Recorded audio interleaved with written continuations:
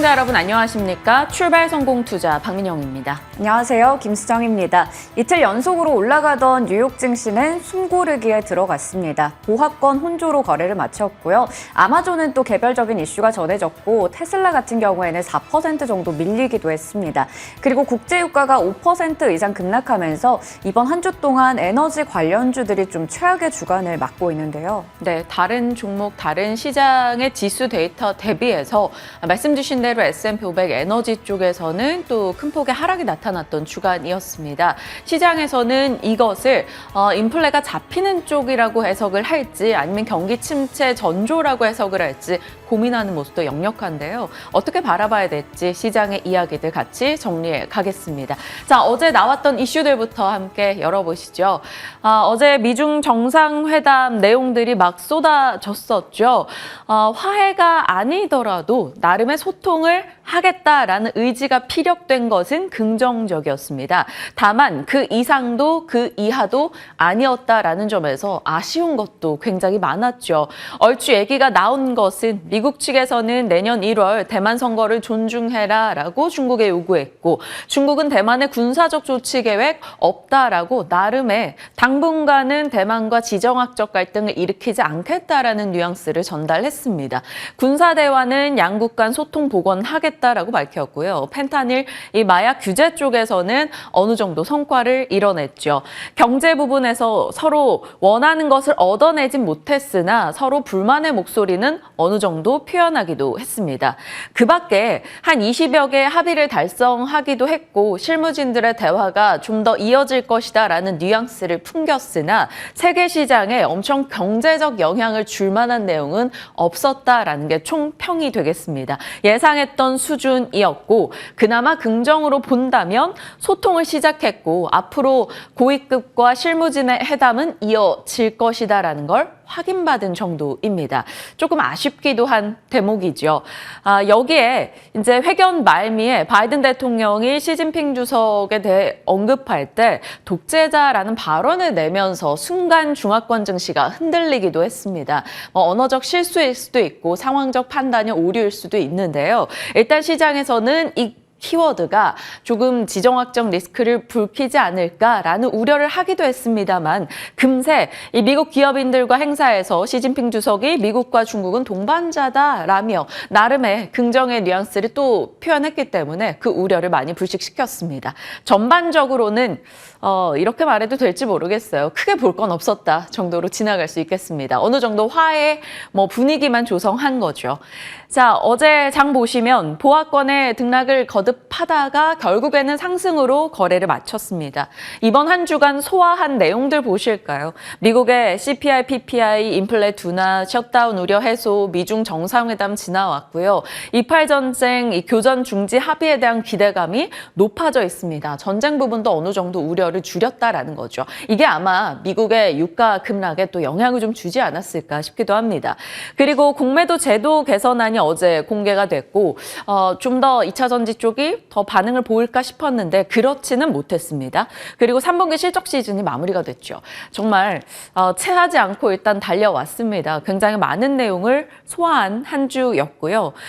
수급적으로는 외국인이 코스피에서 2거래를 연속해서 도합한 1조 원 정도를 사주는 나름의 긍정적인 움직임이 있었습니다. 다만 내용을 뜯어보면 특정 대형주들에게 굉장히 많이 집중되어 있었죠. 어제만 놓고 봤을 때 삼성전자로만 3,500억 넘게 샀고요. 기아 등으로도 매수를 보였습니다. 사실 그 전날 삼성전자와 기아 등은 기관 측에서 사들였었는데 하루 사이에 또 다른 메이저 주체인 외국인이 사주는 모습도 나타났네요. 각 섹터 대형주 쪽으로 조금 베팅하는 모습이 전반적인 우리 장에 대한 베팅으로 볼 수도 있고 이게 단발적으로 끝난다면 그냥 지나갈 수급이 되겠습니다. 자, 공매 금지 이슈는 2차 전지의 이익 실현 계기가 될 것이고 묶인 자금이 다른 곳으로 이동하는 나름 유동성 증가의 효과를 볼 수 있다. 이렇게 11월 7일경에 말씀을 드렸었는데 시장에서 나름 올라가는 섹터가 다양화되고 있다는 것은 그래도 긍정적이지 않을까 싶습니다. 자, 반도체, 자동차 뭐 등등이 같이 올라주고 있는 최근인데 반도체 쪽에 새로운 먹거리 이야기가 등장했습니다. 언제나 새로운 게 나오면 또 알아봐야겠죠. 온 디바이스 AI, 외부 서버나 클라우드 연결 없이 예를 들면 스마트폰 자체에서 AI가 즉각적으로 활용되는 것을 말합니다.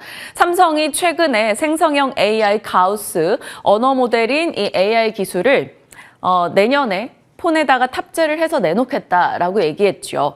갤럭시 AI인데요. 실시간으로 통역 통화가 가능하다라는 게 되겠습니다. 이런 식으로 온디바이스 AI 기기들이 앞으로 늘어날 것으로 전망되고 있는데요. 장점이라고 본다면 보통은 외부 서버나 클라우드에 접속을 했었어야 됐는데 그 부분이 들어가지 않기 때문에 처리 속도가 굉장히 빠르다라는 점이고요. 또 하나는 개인정보가 보호될 수 있고 저전력이라는 것입니다. 그래서 온디바이스 AI가 나름 우리 일상에 좀 더 가까이 다가오다 보니 분명히 더 크게 성장할 것이다 라고 기대감을 갖고 있습니다.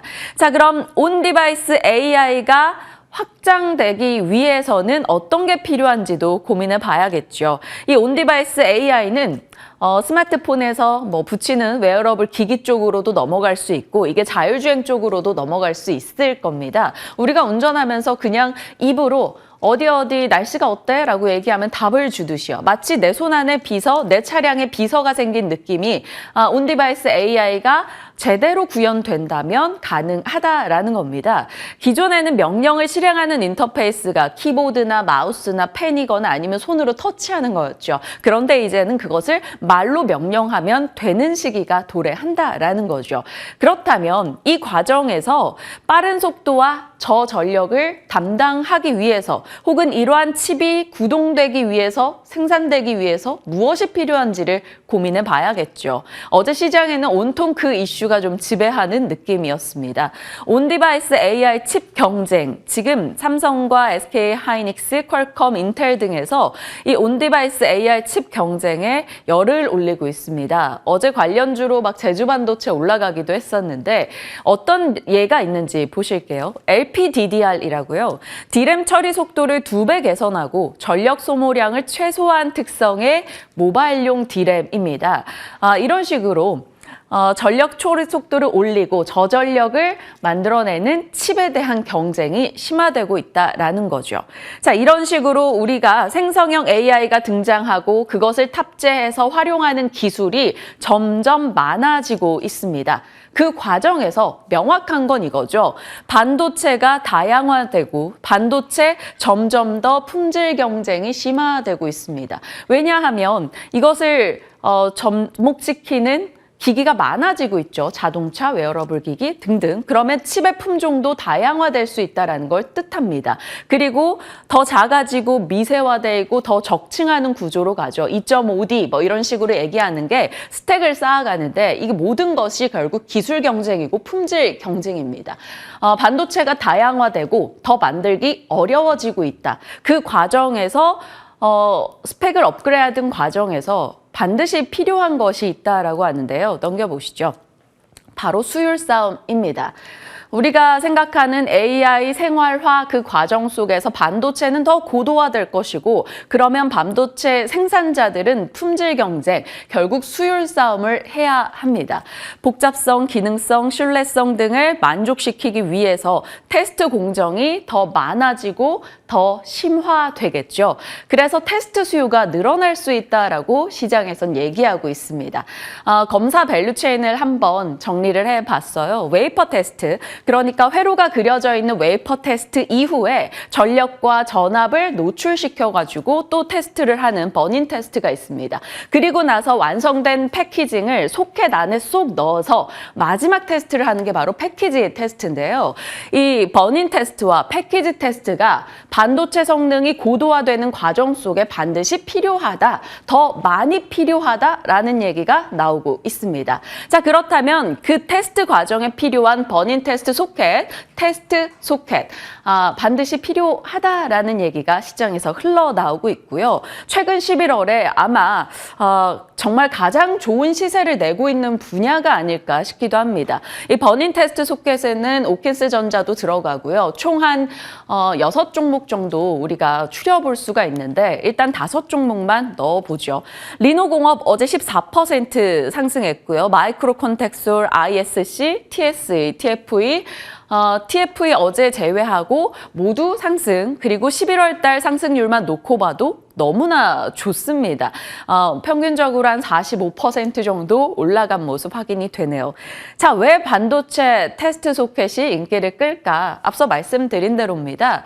이들이 반도체 성능이 고도화되고 고품질화돼 가면서 단가가 올라가고 있습니다. DDR5만 해도 적어도 30% 이상 전 제품들 대비해서 가격이 올라가고 있다고 하네요. 그리고 요즘 뭐 굵직한 빅테크 업체들이 다 자체 칩 경쟁을 하고 있지 않습니까? 그러면 본인들이 새로운 칩을 만들어가는 과정에 샘플 소켓이 필요합니다. 이것이 잘 작동하는지 테스트를 계속 해야 되기 때문이죠. 거기다가 이 소켓 같은 경우는 3만 회에서 5만 회 정도 쓰고 나면 또 교체가 됩니다. 소모품이라는 거죠. 그러니까 Q가 계속적으로 증가할 수 있다라는 게 되겠고요. 거기다 새로운 칩이 나오게 된다면 얼마나 썼는지 그 상관없이 반드시 소켓은 또 교체돼야 됩니다. 그런데 다품종, 지금 굉장히 많은 칩들이 나오고 있기 때문에 소켓은 Q의 증가도 어마어마할 수 있다라는 거죠. 그래서 그 P와 Q가 함께 증가한다라는 기대감이 이들의 주가를 끌어올린 게 되겠습니다. 그런데 단기적으로 보니 많이 올랐죠. 마이크로 컨텍솔은 정말 짧은 시간 내에 60% 이상 상승했고요. TSE 42%, TFE 같은 경우는 올해 내내 쉬지 않고 올라온 종목이기도 합니다. 지금이라도 늦지 않았는지 고민이 되는데 소켓 종목에 대해서 잠시 후 좀 자세히 전략 챙겨보겠고요. 3분기 실적도 놓고 봤을 때 반도체 쪽 치고는 굉장히 양호했습니다. ISC는 일회성 비용이 조금 포함된 분야이고요. 전반적으로 실적이 이렇게 보면 파란불도 있고 하니까 나쁜 거 아니야 하실 수 있지만 반도체 다른 종목 대비에는 그래도 양호했다 정리 가능하겠습니다. 그리고 피크압 논란을 딛고 계속해서 나름 시세로 증명해주고 있는 것은 전력기기인 것 같아요. 어제도 효성중공업과 HD 현대일렉트릭 외국인의 매수와 함께 올라갔고요. 올해 다 좋은 시세를 그래도 유지해주고 있죠. 광산엽 청바지 판매, 신재생과 전기차 시장의 성장에는 반드시 필요한 것이 전력 설비다라고 말씀을 드렸었고 미국에서 변압기 교체 수요를 맞은 상황이죠. 그 과정에서 미국향 수출을 위한 국내 증설 이런 뉴스가 변압기 쪽에서 여전히 계속 들리고 있습니다. 언제까지 이들 종목의 시세가 이어질 수 있을지 살짝의 조정은 역시 매수 기회였는지 다시 한번 시간이 허락한다면 전략 챙겨가죠. 자, 뉴욕장 살펴보겠습니다. 나름 견조하게 진행이 됐어요. 보합권이었는데요. 한 주간의 이슈들을 계속 소화해 나가는 느낌이었습니다. CPI와 PPI는 또 내려갔다는 소식 이후에 계속 실업수당 청구가 8주 연속해서 증가하고 있다. 혹은 신규 실업수당 청구 건수가 급증했다라는 소식이 전달됐습니다. 물가 잡히고 고용이 약간 냉각되는 조짐이 있다라고 시장에서는 받아들였고요. 그 뒤로 나온 데이터들 역시나 그리 좋지 못했습니다. 주택시장 지수가 올해 최저치를 기록했고 산업생산, 설비투자, 미국의 제조생산 모두 다 예상치를 하회했습니다. 거기에 국제 유가까지 크게 떨어졌죠. 공급은 늘었고 재고는 증가했고 산업생산은 둔화됐다라는 것에 영향을 받은 겁니다. 그러면서 S&P 500 에너지가 주간 마이너스 2%, 지수가 한 2% 올라온 것 대비해서는 굉장히 부진한 성과를 나타냈죠. 경제 지표 등이 좋지 않다 보니까 국채 금리가 떨어졌습니다. 경기 우려를 반영해서 금리 인하 시기가 더 빨리 앞당겨지지 않을까라고 시장은 평가한 거죠. 어제는 디플레에 환호했다면 오늘은 약간 디플레이션도 조금 고민하고 있는 그런 시장의 모습이었습니다. 자, 테슬라, 인텔, 월마트를 각각 특징주로 꼽아봤는데요. 여기 아래 화살표는 뭘까요? 빼주시길 바랍니다. 자, 골드만삭스는 성과에는 시간이 필요하다. 그러니까 테슬라가 갖고 있는 미래에 대해서 많이들 긍정적인 얘기를 하는데 자율주행, FSD, 소프트웨어 이런 쪽은 어느 정도 시간이 필요한 문제다. 너무 빨리 김칫국 마시지 말자. 뭐 이런 뉘앙스를 풍겼습니다. 사실 이것 때문이라고 보긴 좀 어려울 거고요. 차익 실현 움직임으로 볼 수 있겠죠. 단기 급등이 있었으니까요. 테슬라 3% 정도 밀려났습니다. 자, 인텔은 미주호에서 아주 단호하게 의견을 냈어요. 지금 당장 매수해라 라면 목표가를 올려 잡았습니다. 곧 있으면 새 서버 제품이 출시될 거고 파운드리 고객도 추가적으로 발표할 거다라고 밝혔죠. 그러면서 6% 급등 나왔습니다.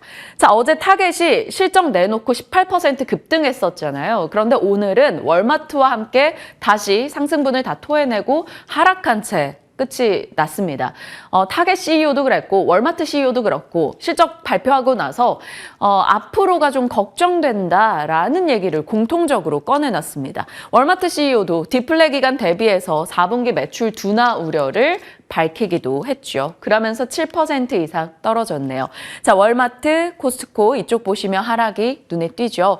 전반적으로는 경기 우려가 조금 반영이 됐습니다. 월마트나 코스트코도 그렇고요. 이쪽 에너지 쪽도 유가 급락으로 인해서 같이 밀려났죠. 은행 쪽도 그렇게 좋은 분위기는 아니었고요. 이것을 그나마 방어해 준 것이 빅테크이겠네요. 마이크로소프트는 또다시 역사적 신고가를 기록하면서 AI 파워를 한 번 더 보여줬고요. 엔비디아 혹은 애플, 구글 좋은 시세를 그래도 보여줬습니다. 빅테크가 선도하고 있는 뉴욕장 이렇게 정리가 가능하겠습니다.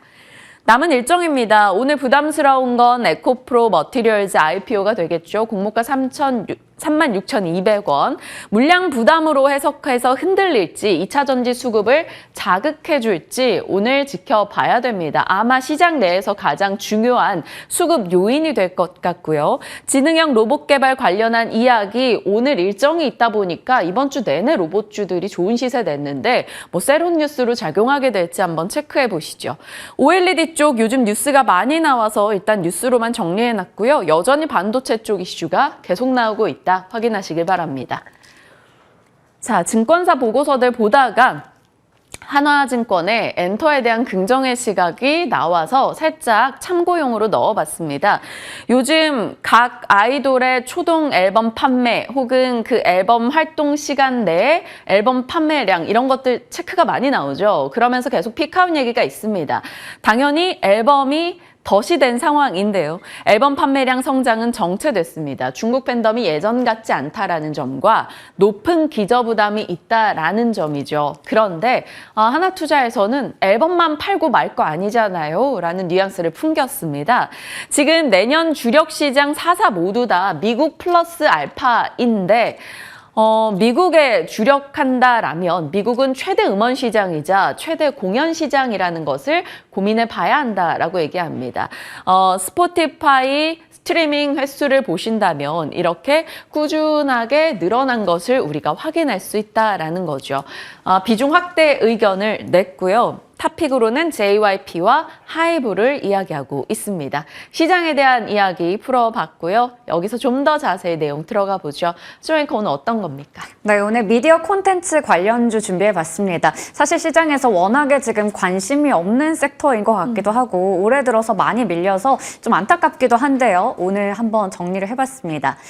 먼저 오징어 게임부터 시작해서 더글로리, 지금 우리 학교는 등등 K 콘텐츠의 인기는 글로벌 시장에서 상당했습니다. 하지만 그 인기가 사그라든 걸까요? 주가는 하염없이 내려갔고요. NH투자증권에서는 미디어에 대해서 이러한 얘기를 했습니다. 멀어진 성장이고 멀어진 시장이다라고 했는데요. 대표적인 종목들 보시는 것처럼 CJ ENM이 올해 들어서 35% 내렸고요. 스튜디오 드래곤도 마찬가지입니다. SBS도 30% 가까이 내려갔고 콘텐트리 중앙 같은 제작사도 51%나 내려갔습니다. 주가가 하염없이 내려갔고 PER도 마찬가지로 많이 밀려 있는 상황인데요. 전체적으로 봤을 때 방송 광고가 굉장히 부진하죠. 거기다가 미국 할리우드 쪽의 파업 영향까지 나타나면서 글로벌 피어 그룹들의 이러한 멀티플도 같이 내려갔습니다. 지금 경기 침체에 대한 우려가 지속되는 가운데 이 전통 매체들이 광고 집행을 많이 줄이다 보니까 실적이라던가 주가도 같이 내려가게 됐습니다. 지금 실적을 개선시키기 위해서는 광고를 다시 좀 해야 되고요. 그리고 신사업이죠. OTT나 미국 제작사 쪽에서 뭔가의 개선세가 나타나야 합니다. 그리고 제작사 같은 경우에는 지금 실적 성장이 굉장히 더딘 상태로 오래 지속이 되고 있는데 여기다가 구조적인 성장성에 대한 의구심도 커지고 있죠. 그래서 전방 사업이라고 볼 수 있는 OTT라던가 방송사의 콘텐츠 수급 여력이 좀 개선이 된다면 이 마진을 개선해서 동반적으로 실적이 올라갈 것이다라고 볼 수가 있겠습니다. 물론 중국의 이런 동시 방영작 같은 모멘텀은 여전히 유효하지만 단기적인 관점에서 실현될 가능성은 낮다라는 게 NH투자증권의 이야기였습니다. 그런데 반대로 넷플릭스의 주가를 보시면요. 올해 들어서 60% 가까이 올라갔습니다. 물론 올해 1분기에 이 구독자 수가 많이 줄어들었다라는 소식을 전하긴 했지만 다시 이게 좀 회복을 하고 있는 상황이죠. 전체적으로 봤을 때는 꾸준히 올라가고 있고요. 가입자가 3분기에는 876만 명이 늘어났다고 해요. 3년 만에 대폭 증가를 기록했습니다. 주가도 보시는 것처럼 8월, 9월쯤에 쭉 이렇게 내려갔다가 최근 들어서 다시 회복하면서 높은 수준에 위치해 있습니다. 반면에 앞서 보셨듯이 국내에서 관련주들은 좀 처참한 상황을 보였는데요. 하지만 이 미디어 콘텐츠 관련주들이 최근 좀 반등을 하고 있습니다. 10월 말쯤에 저점을 찍고 나서 그 이후에 조금씩 올라오고 있는 건데요. 수익성이 그래도 이제 개선이 될 것이다라는 전망도 나오고 있고 최근에 OTT 가격들을 올릴 것이다. 이런 데서 이제 수혜를 얻을 것이다라는 기대감이 있기 때문입니다. 레몽레인 같은 경우 어제장에서 8% 올랐고요. 위즈윅 스튜디오도 이번 주에 진만쌤이 얘기해 주셨는데 6% 정도 올라갔습니다. 11월 들어서 보신다면 위즈윅 스튜디오, 콘텐트리 중앙, 그리고 CJ ENM까지 2에서 30%가량의 상승세를 보이기도 했습니다.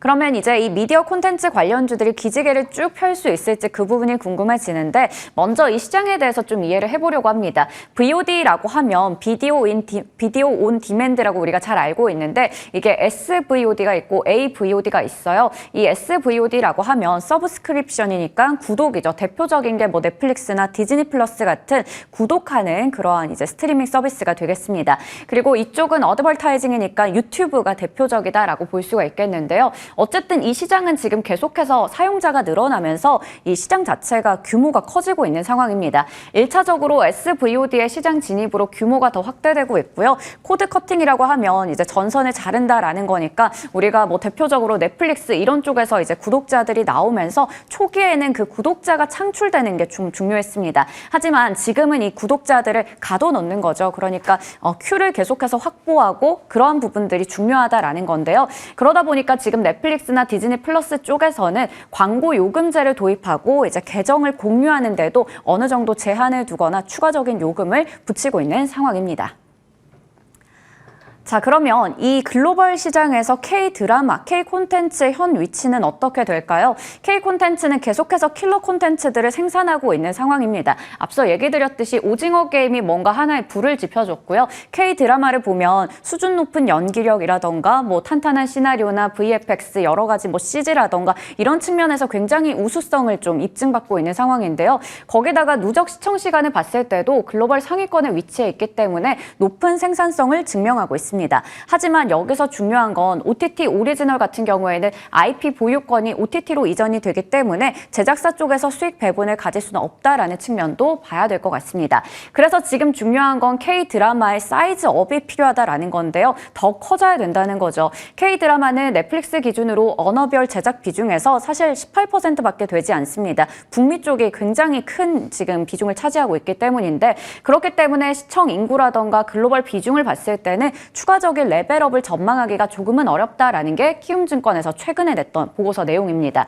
그래서 콘텐츠 제작비 사이즈업을 통해서 절대적으로 수익 금액을 더 키워야 된다라는 이야기를 하고 있습니다. 그러면 이제 웰메이드 그동안 잘 만들었으니까 파는 것도 잘 팔아야 될 텐데요. 글로벌 OTT 시장이 커지면 커질수록 K-콘텐츠 산업이라던가 수출의 규모도 함께 성장하고 있습니다. 문화체육관광부에서도 이렇게 최근에 영상산업 도약 전략을 내세우면서 1조 원 규모의 K-콘텐츠 펀드를 만들겠다, 경쟁력을 강화하겠다라는 얘기를 했어요. 정부의 지원에 힘입어서 이 산업이 더 성장을 할 것 같은데 육성 규모에 대한 목표치도 2027년에 더 높아질 것으로, 그리고 산업 수출에 대한 규모도 더 커질 것으로 전망이 되고 있습니다. 그러니까 더 잘 팔아야지 수출 실적이 잘 나와야 관련주들의 매출도 잘 나오겠죠. 이제 연말이 되면서 사실 이쪽이 성수기이긴 합니다. 광고도 그렇고 뭐 콘텐츠나 영화 등등 많이 나오니까요. 특히 스튜디오 드래곤 보시면 3분기까지도 정말 뭐 좋은 작품들이 많았는데 이 4분기에도 지금 무인도의 디바라던가 뭐 마에스트라, 경성 크리처, 스위트 홈 등등 여러 가지 지금 방영작들이 기다리고 있는 상황입니다. 이미 방영을 하고 있는 쪽도 있고요. 그래서 하나증권에서는 4분기에 영업이익이 크게 늘어날 것이다라는 얘기를 내놓고 있는 상황입니다. 그러면 대표적으로 K-콘텐츠 관련주 두 종목을 좀 비교해 볼 텐데요.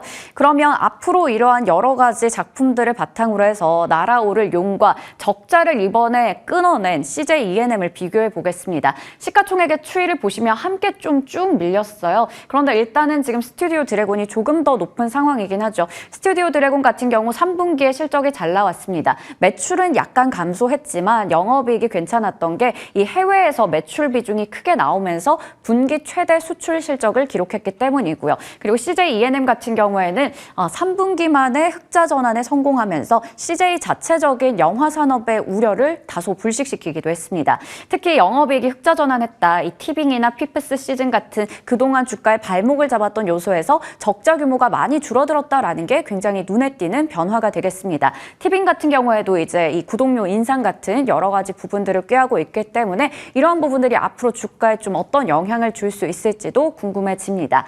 미디어 콘텐츠 관련주들 너무 안 올라서 이 K 콘텐츠 명성 대비해서 많이 뒤처져 있어서 굉장히 안타까웠는데요. 연말 되면 이제 사실 추워지니까 귤 까먹으면서 그냥 넷플릭스 보고 이런 게 좋을 것 같은데 과연 주가에 그게 반영이 잘 될 수 있을지, 어떤 쪽을 보면 좋을지 얘기 나눠보겠습니다.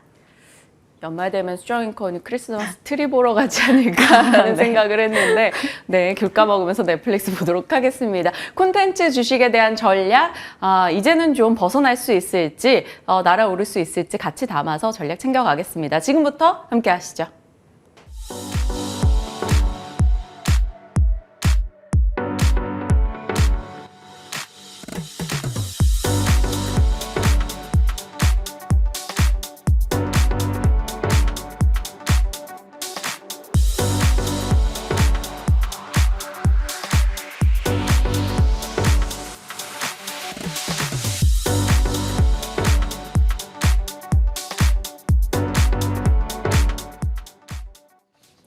시장에 대한 이야기 오늘 정리하겠습니다. 진만쌤과 함께합니다. 어서 오세요. 네, 안녕하세요. 네,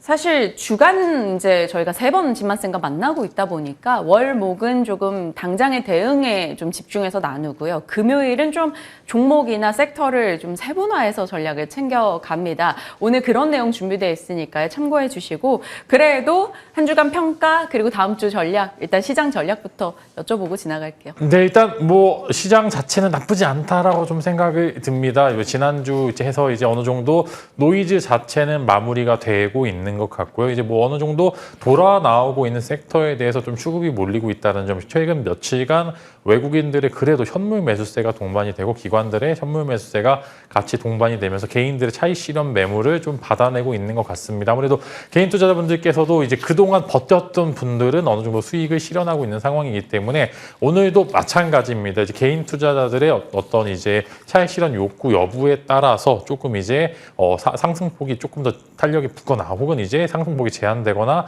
이제 이런 부분들로 나타날 것 같고, 다들 아시다시피 에코프로 머터리얼즈 상당히 예상이 되어 있는데 어제 또 하필 또 테슬라가 급락을 했습니다. 네. 그래서 이런 부분들의 2차 전지 섹터들을 같이 끌어내릴지 혹은 이제 그 관련 sek터만 내려가고 다른 이제 2차 전지 섹터들은 수혜를 받을지, 혹은 2차 전지 섹터에서 돈이 빠지면서 반도체나 기타 종목으로 이제 좀 순환매가 돌지, 혹은 다 같이 끌어내릴 지역으로 좀 귀추를 주목해야 될 것 같고요. 일단은 양 2, 3일 정도 제가 말씀드렸던 지난주에 말씀드린 주간 전략은 일단은 목요일까지는 거의 100% 다 맞췄다라고 보면 될 것 같습니다. 일단은 그렇지만 오늘부터는 조금 조심해야 될 필요가 있고 다만 그 조심해야 될 상승의 끝이 뭐 아니면 돈 것 같습니다. 완전히 이제 또 조정이 나와서 화요일 날 나왔던 갭상승 부분들을 다시 메꾸고 갈지 혹은 이제 갭이 올랐지만 어느 정도 외국인들의 순매수세가 단단했기 때문에 그래도 조금 더 잠깐의 한 하루 이틀 정도의 조정이 마무리가 되면은 또 다시 상승을 할지 여부를 귀추를 주목해 보면 좋을 것 같고 일단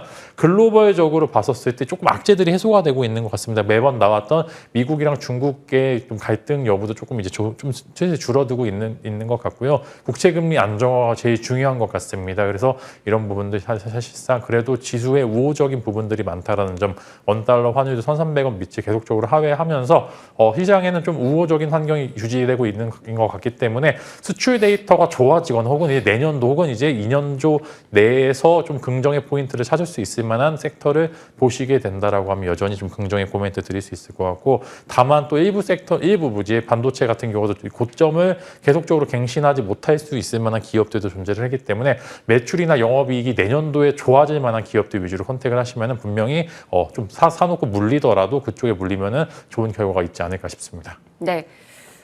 사실 상반기에 생성형 AI, 챗 GPT로 대변되는 이런 쪽이 등장을 했고 지금 하반기에는 그것을 활용해서 실생활에 어떻게 쓰는 것인가 거기에 대한 고민이 좀 생겨나고 있습니다. 그래서 오늘 온디바이스 AI를 자세히 살펴봤고요. 그런 변화들 속에서 나름의 하나 수의 축으로 볼 수 있는 게 반도체 테스트 소켓 쪽을 이제 오늘 자세히 좀 브리핑을 했습니다. 테스트 소켓은 PQ가 같이 증가하는 상황으로 소모품이 쓰일 것이다 라는 논리, 지금 11월 내내 그들 주가를 끌어올렸단 말이죠. 지금도 접근하기 괜찮다고 보시는지 어떻게 판단하세요? 네, 사실 다루기 어려운 내용인데 정말 잘 설명해 주셨습니다. 네, 교수님이 설명하신 줄 알았는데 일단은 마찬가지입니다. 이제 섹터 안에 섹터가 순환매가 돌고 있는 것 같습니다. 2차 전지도 마찬가지로 예전에 특정 섹터가 오르다가 이제 낙수 효과가 좀 일어나는 모습을 보여줬는데 잠시만요. 사례 죄송합니다. 이게 제가 건조해서 잠시 이제 기침을 좀 했는데 이어서 말씀을 드리면은 일단은 섹터 안에 섹터가 올라가고 있는 것 같습니다. 관련해서 당연히 HBM 반도체 쪽 어제도 또 의외로 섹터가 강하게 나왔다가 이제 소켓 관련주들이 내년도 이제 내년도의 실적이 굉장히 좋을 것으로 전망이 되고 있기 때문에 주가 YSC도 그렇고 악재의 당장의 이제 실적보다는 내년도의 먹거리를 조금 더 시장을 좀 우호적으로 보고 있는 상황이기 때문에 마찬가지 소켓 관련주도 추가적인 흐름을 계속적으로 보여줄 수 있을 것 같고 TSE나 TPA 같은 종목들도 사실 이제 올해 지수 대비해서 견고한 모습들을 많이 보여주었기 때문에 이런 부분을 일단은 긍정의 포인트로 작용하고 이제 좀 지켜보시면 좋을 것 같고요. 마찬가지로 반도체도 섹터 안에 계속적으로 순환매가 될 겁니다. 어제 장 한 14시 정도부터 해서 삼성전자가 이제 친환경 반도체 이제 환경 조성한다는 이야기와 함께 오랜만에 또 장비주 내에서 스크러버나 칠러 관련주들이 또 시세가 좀 잘 나오고 있는 것 같습니다. 제가 FST를 좀 유난히 강조드렸던데 삼성전자의 지분 투자가 이어져 있고 그다음에 추가적으로 칠러나 스크러버도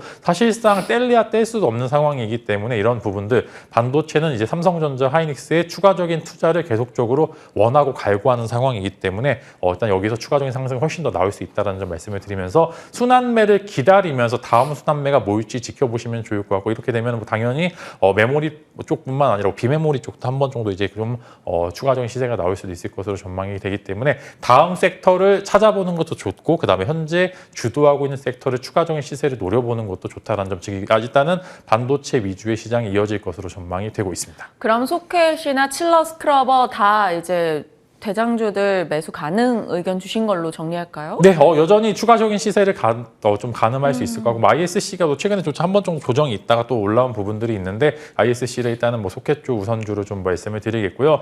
기술적인 부분들을 봤었을 때 칠러나 스크러버 관련주는 FST를 여전히 탑픽으로 두고 있고 이제 유니셈이나 GSD 같은 종목들도 여전히 시세를 노리고 있기 때문에 현재 구간도 충분히 매수가 가능하다는 점 여러분들이 생각해 보셔서 한번 투자도 권유를 해보시면 좋을 것 같습니다. FST 최선호주로 칠러 스크러버 쪽에서 얘기해 주셨네요. 결국 소켓, 칠러, 스크러버 모두 다 품질 면에서 수율 면에서 필요한 부분이다 보니까 관련해서 시장이 관심을 좀 받고 있는 듯합니다.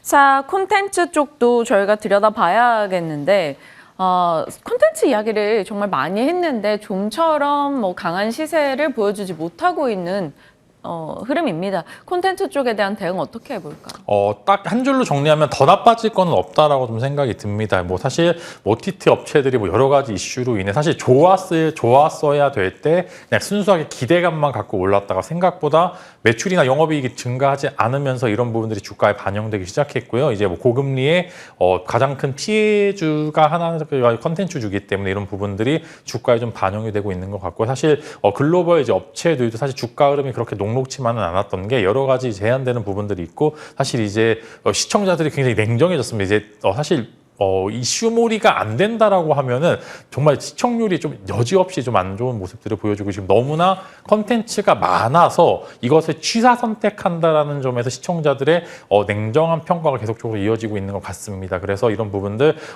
냉정한 평가지만 그럼에도 뭐 매출이나 영업이익에 대해서는 더 빠질 부분들이 없다라는 점 그래도 뭐 넷플릭스나 여러 가지 디즈니 플러스나 영업이익률을 개선하려고 여러 가지 액션들을 취하고 있고 저도 사실 아직 공유 안 되는 거 좀 아쉽긴 합니다. 사실 저도 이제 공유해서 쓰고 있긴 한데 안 되는 거 좀 아쉽긴 한 부분들이 있는데 일단은 매출 이제 여러 가지 영업이익률을 올리기 위한 액션들이 나오고 있고 이런 부분들이 추가적으로 투자가 이어질 수 있다라는 점으로 연결하게 된다라고 하면 현재 주가는 그래도 바닥권이 좀 있다라는 점을 말씀을 드리고 다만 글로벌 지위를 유지하고 있는 컨텐츠 업체에 대해서는 여전히 좀 바이콜을 외칠 수 있지만 그렇지 않은 중소형 컨텐츠들은 사실상 이제 드라마의 흥행을 예측을 하고 들어가는 건 좀 무의미하다라고 좀 판단이 됩니다. 이게 재밌을 것 같아서 사본다라는 건 이해가 되겠지만 무조건 재밌을 거야. 나만 재밌는 게 아니라 다 같이 재밌어야 되는 그런 컨텐츠이기 때문에 이런 부분들이 좀 주가 선택에 좀 어려운 부분들이 있지만 그래도 스튜디오 드래곤 같은 경우에는 여전히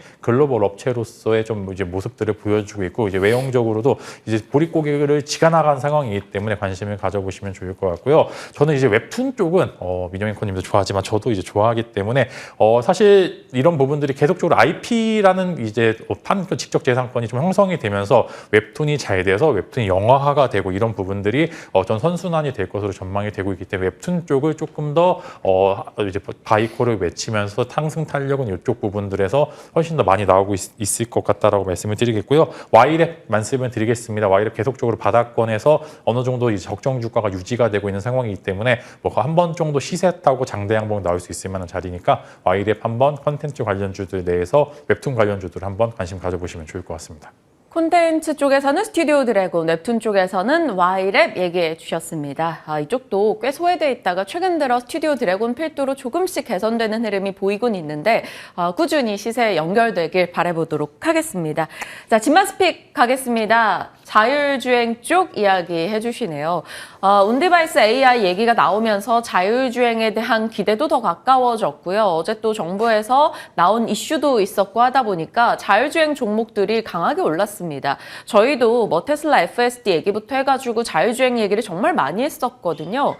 자율주행에 관련해서 종목을 꼽아본다면 지금의 탑픽은 뭘까요? 네, 뭐 여러 가지 섹터도 있고 뭐 종목도 있고 자율주행도 마찬가지로 사실상 뭐 테슬라도 그렇고 현대차 그룹주도 그렇고 일단은 전기차 판매량을 늘릴 수 있을 만한 가장 큰 요인들 중에 하나가 결국 자율주행이라는 그런 하나의 모멘텀을 유료로 판매를 하는 구독 서비스를 이용하려고 하기 때문에 전기차 시장에서 어느 정도 계속적인 투자를 하고 있는 것과 관련해서 사실상 섹터는 결국에는 올 겁니다. 결국에는 주망 섹터이기 때문에 돌고 돌아 그 안에서 올 수 있다라는 말씀을 좀 드리려고 하고요. 어제 같은 경우에는 특정 섹터죠. 이제 자율주행 안에 AI 섹터가 좀 붙게 되면서 관련주들의 좋은 흐름이 말씀을 드리겠는데 일단은 그 안에서 조금 더 시세가 나올 수 있을 만한 즉 이제 단기 트레이딩하기 좀 적합한 종목을 말씀을 드리자면은 스마트 레이더 시스템즈와 그 다음에 퓨런티어 두 종목을 말씀을 드리면서 추가적인 사실 뭐 관련돼서 이제 섹터를 운영하고 뭐 직접적인 수혜가 아닐 수도 있습니다만 관련된 테마성 이슈로 맞섰을 때 조금의 더 시세가 나올 수도 있다라고 좀 생각이 되기 때문에 관련해서